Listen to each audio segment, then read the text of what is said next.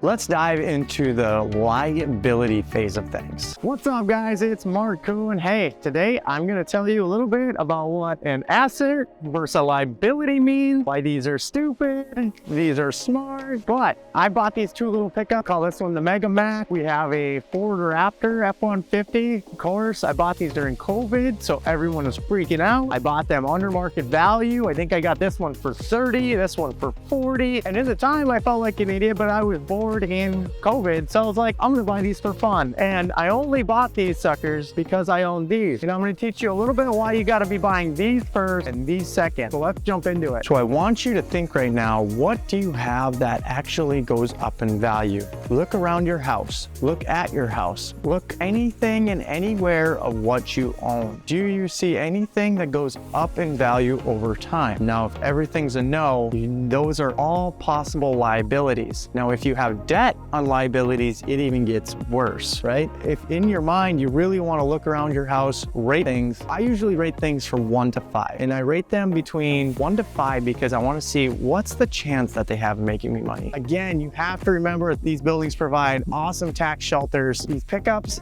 they'll provide a Section 179 tax shelter, but they will not appreciate in value. There's almost zero chance that these trucks raise in value over time. So in the beginning phases of my contracting career, I used to buy things like these to help reduce my tax liability. All this caused me to do was we get caught in the lifestyle inflation hamster wheel. Even though a big tax write-off like these trucks are great, it offers no significant wealth building for you. This now, instead of waiting to invest in something, they would rather just live in the hamster wheel and have the sucker of the word called lifestyle inflation. And so lifestyle inflation would be like where you get a raise, a bonus. Say you make $100,000 a year and all of a sudden you get a $40,000 bonus, or maybe now you get a raise up to $120,000. So what do? We were living at $90,000 a year and we had $10,000 of fluff. We raise it up to, let's say, $140,000 a year. All of a sudden we add new bills. We go out and buy the new house. We go out and buy the new car. We raise the bills up to $130,000. It's like we made no more money. So guys, if you have been excited as I have about learning about assets versus liabilities,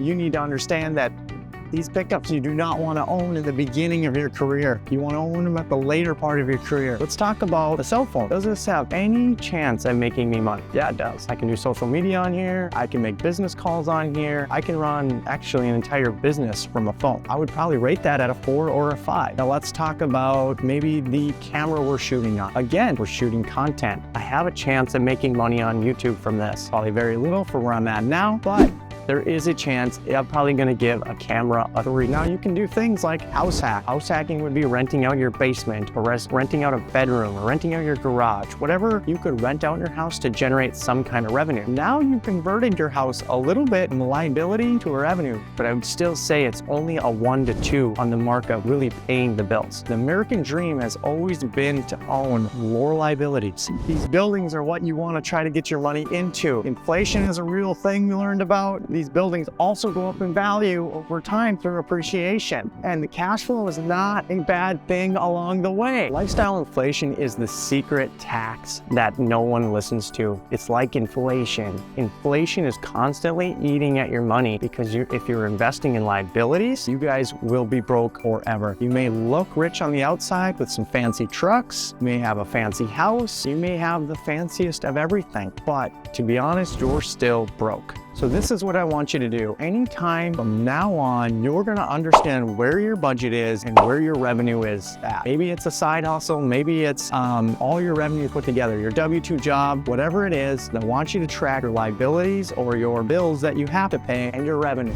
Stop buying these and start putting some of your earned revenue into these. These guys will appreciate in value. You can pull leverage on them. They appreciate, they have cash flow, they have tax advantages. So many reasons you should put your money into a building like real estate on the liabilities that have absolutely no chance to ever go up in value. I'd say an optimal ratio of most people is 70%. So if you can get to 70%, I would say that leaves you enough where you can maybe start investing in your future and investing into assets. Say you're living on your $100,000 a year salary. You're living on your means of about $70,000 worth of liabilities or bills. So you have about a 30% gross income revenue above and beyond that. So now if you go beyond the $100,000, do not live at the mercy of lifestyle inflation. So I want to tell you why those two pickups are such a dumb idea out of the beginning. They suck up a ton of value. You have to take loans out. They go down in value. You still have to pay off the note. There's no chance that they go up in value. Do they make you look good? Do you feel good? Maybe if that's what your thing is, but rate everything from 1 to 5 and do not buy anything that is in the 3 or less category. You can escape the hamster wheel of having to go out and trade time for money, and you can actually start making money while you sleep. These assets can sit here for hundreds of years. They will go up in value. And so guys, if you want to know more about how to get into real estate or why you should be in real estate, guys, follow our next 6 best ways to invest in real estate. I will provide more coaching. So please comment down below if you are interested in coaching about this. I want to get you into real estate so you're owning these things. Guys, if you want to find out more, please like and subscribe more to this channel. It means so much to me. Follow me for some more real estate tips below. Guys, I'll see you in the next one.